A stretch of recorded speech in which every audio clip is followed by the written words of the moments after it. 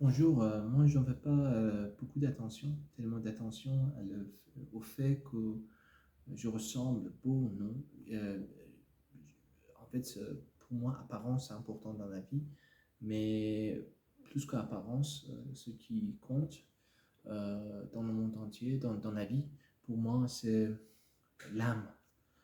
C'est réfléchir, rassasier l'âme, l'esprit, aussi rectifier comment on va dire en français, épanouir l'âme, aussi, voilà, euh, nettoyer l'âme. Pas nettoyer, c'est pas le mot, je dois chercher son mot exactement, c'est-à-dire rendre l'âme plus propre. Euh, voilà, c'est ça. Euh, à part ça, dans la vie, je saute de l'âne à coq, de coq à l'âne. Je parle de différents sujets dans le domaine de philosophie. En fait, je pense que je n'aime pas être précise. Je n'aime pas me préparer pour... je passe ma vie à penser, donc j'ai beaucoup de choses à raconter. Je n'aime pas juste me préparer pour parler comme un robot devant vous. S'il y a un spectateur, une audience, il y a un... comment on va dire en français, toujours j'oublie ce mot. Il y a un peuple, il y a quelqu'un qui écoute, m'écoute, entend, voilà, c'est ça. Euh, à part ça, en fait, il y a beaucoup de mots qui viennent dans ma tête. Mais franchement, euh, juste parce que je n'ai pas une occasion, une opportunité pour parler français assez suffisamment. J'oublie les mots. C'est ça, ça c'est le problème. Ce que je veux dire, c'est le monde classique envers le monde moderne.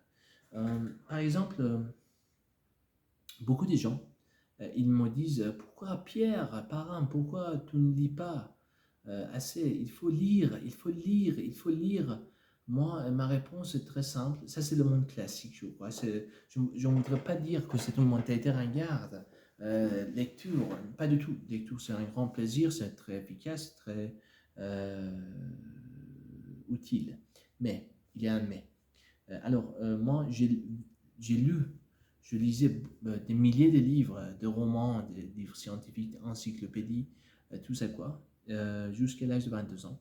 Après ça, j'ai essayé de créer, avoir création, être créatif dans le domaine de l'art et sciences. Donc, aussi, je saute encore de l'âne à coq, de coq à l'âne. Dans l'histoire de l'humanité, il n'y a pas beaucoup de gens scientifiques et à la fois artistiques, créatifs. C'est-à-dire, par exemple, il y a Leonardo da Vinci, mais il était un grand ingénieur et un grand peintre. À part ça, par exemple, qui vous connaissez qu'il est un grand scientifique, mais il est un grand musicien, compositeur, par exemple, ou peut-être un grand acteur et grand médecin. Voilà. Combien ça existe? Combien de personnes comme ça existe? Ça n'existe pas beaucoup. C'est parce qu'on n'a pas maîtrisé l'émotion et la logique à la fois dans notre esprit. Ça, c'est le problème. À part ça, c'est la première chose, le rapport entre la logique et l'émotion dans notre existence, dans notre caractère. Deuxième chose, revenant à nos moutons, le sujet rapport entre le monde euh, classique, c'est-à-dire étudier, lire tout ce que c'était écrit avant, avoir l'énergie et euh, un potentiel, garder un potentiel, une motivation pour créer. Moi, je ne crois pas que, je n'en reviens pas que pour créer, avoir une chose nouvelle pour dire, pour raconter, il faut lire tout ce que c'était écrit avant. Non, mais c'est quoi le limite entre lecture de littérature, le travail des gens de passé, et avoir le bon moment, avoir des moments pour créer une chose nouvelle, une nouvelle chose. Euh, c'est quoi la limite? Par exemple, moi, je dois avoir une licence de littérature, après ça, un master de littérature française, afin de publier un livre de poésie en français. Pas forcément. Il faut lire 500 livres de poésie de français attentivement, passionnément, afin de avoir le droit, émotionnellement avoir le droit, être admissible, acceptable de publier un livre de poésie en français. Non, je n'y crois pas. Il faut avoir un équilibre entre les deux. Et cet équilibre, ça possède un rapport avec l'amour. C'est très important. Comment Juste parce que, comme un robot, mémoriser Baudelaire, Les Fleurs du Mal, je ne sais pas, Rimbaud, Victor Hugo, tout ça quoi, je sais, Hugo, Victor Hugo, Hugo. Je n'arrive pas à prononcer correctement des fois.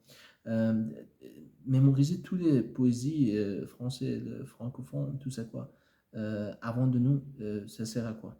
Mais il faut lire attentivement, dans une façon passionnée. Ça, c'est très important. C'est important, à mon avis, à ma connaissance, dans mon expérience. Et après ça, essayer de créer. Et ne pas imiter les autres, forcément. Et si on imite les autres, il faut rendre cette contexte, style notre, rendre cet style dans une façon où cet style appartient à nous. Par exemple, Woody Allen, il a dit moi je vole de n'importe qui, de Charlie Chaplin, de beaucoup de gens, mais je rendre cette chose, cet style, cette action à moi, c'est-à-dire c'est ma version de Charlie Chaplin, donc ça appartient à moi. C'est voilà, c'est-à-dire par exemple il y a des scènes de fleurs sourire dans le film de Charlie Chaplin, peut-être vous pouvez trouver dans les autres films aussi, mais le sens c'est pareil, mais la forme c'est différent. Voilà, c'est-à-dire cette personne dans notre époque a volé quelque chose de Charlie Chaplin, mais il a rendu cette chose sien. Je ne sais pas comment on va dire ça en français, c'est-à-dire je ne peux pas parler anglais. Rendre sien. Voilà. Il a rendu cette scène. Il a rendu cette scène sien. Je dois trouver la forme correcte de dire ça en français. Désolé pour ma faiblesse en parle de français. J'adore en français, je pratique chaque jour dans ma pensée. Voilà. À part ça, lecture c'est important, mais ça dépend comment.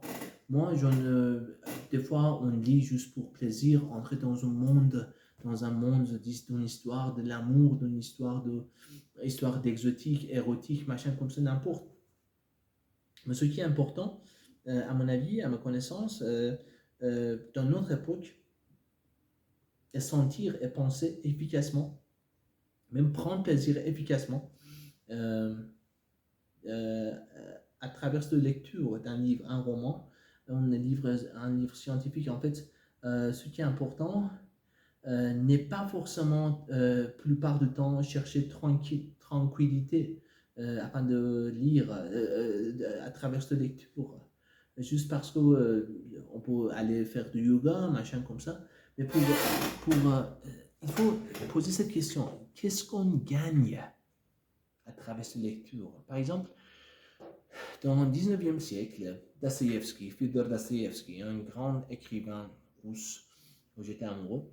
J'ai commencé à lire Dostoïevski quand j'avais 12 ans, c'est hors sujet, n'importe quoi, c'est pas important. Mais en fait, il passe dans le Idiot, ou le roman de Idiot, ou peut-être Crime et Châtiment. Il passe 2-3 pages, beaucoup de noms de personnes. Ça existe dans ce roman. Je sais, Mihailovitch, Fyodor Mihailovitch, je ne sais pas, Shostakovich, Rachmaninov.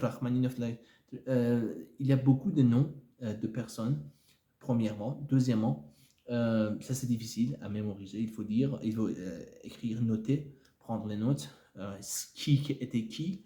Deuxièmement, il y a un problème. Par exemple, il dépense 2-3 pages. Il passe 2-3 pages juste d'écrire un lampadaire. Lampadaire, comment dire en français, un arbre. C'est, ma chère, mon cher, c'est maintenant, c'est 21e siècle. On n'a pas besoin d'avoir 2 ou 3 pages consacrées à décrire un lampadaire, on a un arbre. Ça n'appartient pas à notre époque, cette façon d'écrire, d'écriture. Juste parce qu'on a des multimédia, on a des images, on a des films, on a des musique avec au niveau de facilité d'accès, c'est-à-dire on peut avoir accès à la musique très facilement. On peut avoir les choses pour imaginer facilement. Par exemple, j'écoute une musique de 2 minutes, je peux entrer dans une imagination très facilement. On n'a pas besoin d'avoir une description d'un arbre pour 3 pages dans le livre de Idiot ou peut-être Crime et Châtiment par Dostoïevski. Il faut résumer les grands romans, je crois. Et peut-être les gens ils ne sont pas d'accord avec moi parce qu'ils disent que d'abord, le monde classique c'est sacré. Et deuxièmement, il faut lire attentivement tous, 1000 pages, 400 pages, 500 pages, attentivement, passionnément, lire un livre, un roman, afin de comprendre de quoi s'agit-il. Je ne suis pas d'accord. En plus, ça c'est mon livre de poésie.